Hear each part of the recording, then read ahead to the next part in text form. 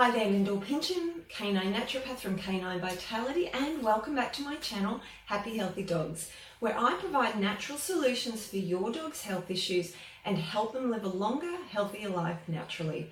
Now, I do apologise for not posting over the Christmas break. I was having a little bit of a rest, but I hope you and your families had a wonderful, safe Christmas and New Year break, and welcome back to 2019. So guys, today I wonder how many of you out there have a dog that has been diagnosed with some type of autoimmune disease.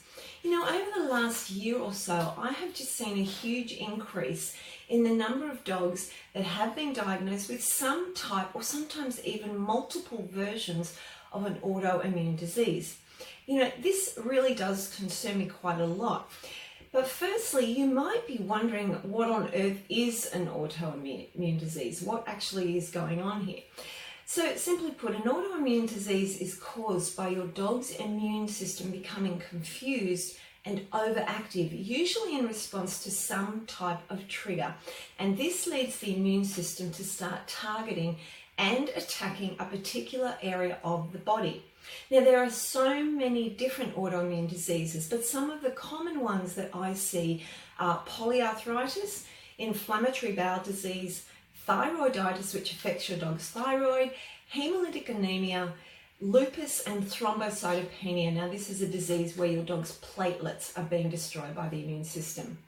Now, maybe you have a dog right now that has been diagnosed with one of these diseases that I've mentioned, or maybe one that I haven't mentioned. But, you know, either way, I'm sure you would agree it's extremely distressing diagnosis, as the majority of these doggies will be placed on long-term doses of steroids and other drugs that will suppress and dampen down the immune system so that in an attempt to stop it from attacking the body tissues.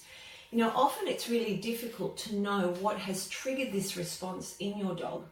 From a natural perspective, there are a number of triggers that I see, including vaccinations, chemical toxicity, low-grade infections that have been undiagnosed, and certain drugs. These could all potentially cause the immune system to lose balance. But there is also something that I believe is very understated and that I think has a very big role to play in the development of any autoimmune disease, and I think it might be even underneath all these other triggers, and this is the stress hormone known as cortisol.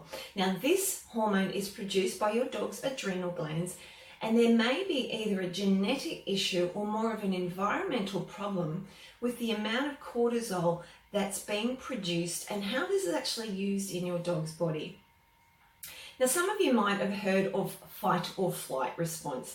Now, this is a survival mechanism that dogs have, as well as humans, that helps protect them in times of acute stress. Now, for example, if they were out in the wild and they were confronted by some type of a predator, this fight or flight response would release stress hormones into the bloodstream to help prepare them to either fight or run away from the threat.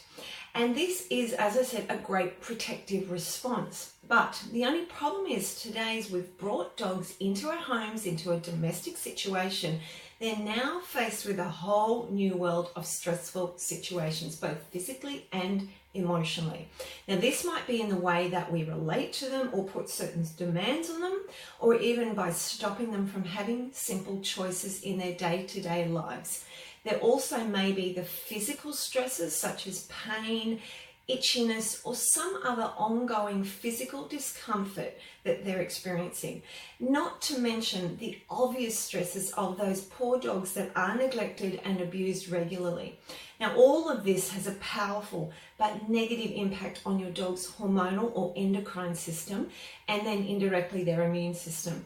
Now, holistic vet Alfred Plechner, who has spent years devoted to studying the effects of this stress hormone cortisol on the immune system, found that dogs that were presenting with autoimmune and also many other chronic health problems had imbalances in their cortisol levels, and this in turn caused imbalances in other hormones such as estrogen.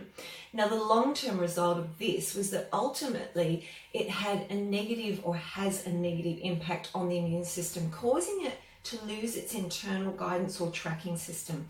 So instead of it being the defense system for the body, it becomes confused and starts to attack itself. Now, what things might lead to this adrenal problem and out of balance cortisol levels? Well, Pletchner believes that poor breeding practices leads to adrenal issues in certain dogs. But also, we have to remember that factors like poor diet and environmental toxins are also triggers.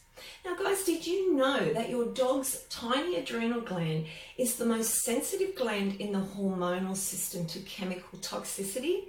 This being the case, you can then see how maybe chemicals that our dogs are being exposed to day through diet, vaccinations, flea tick and worming products, chemical bathing products, etc., might have a damaging effect on this small gland, or these two glands. This in turn can cause those cortisol imbalances that are triggering off many autoimmune diseases. So the more that we can keep our dogs healthy through appropriate raw feeding and avoiding chemicals, as well as, of course, reducing down stress levels on every level, the less likely that they are to be affected by autoimmune diseases or indeed any other health problem. Is there any guarantee against this? No, of course, we can't give that. But the more that we can keep them in tune with Mother Nature and natural practices, the better it's going to be for their long-term health. So guys, I hope that you found this short video helpful. Please let me know in the comments section below. I'll also put some details of Alfred Pletchner's books in the description box below if you'd like to check those out. He also has a website, of course, and you can look at his work. Also, if you have a dog with an autoimmune disease and you are looking for advice, please feel free to contact me below as well. I'll leave all my contact details there. But until next time, I hope you have a wonderful week. I look forward to catching up with you in my next video, and I will talk to you very soon. Bye for now, guys.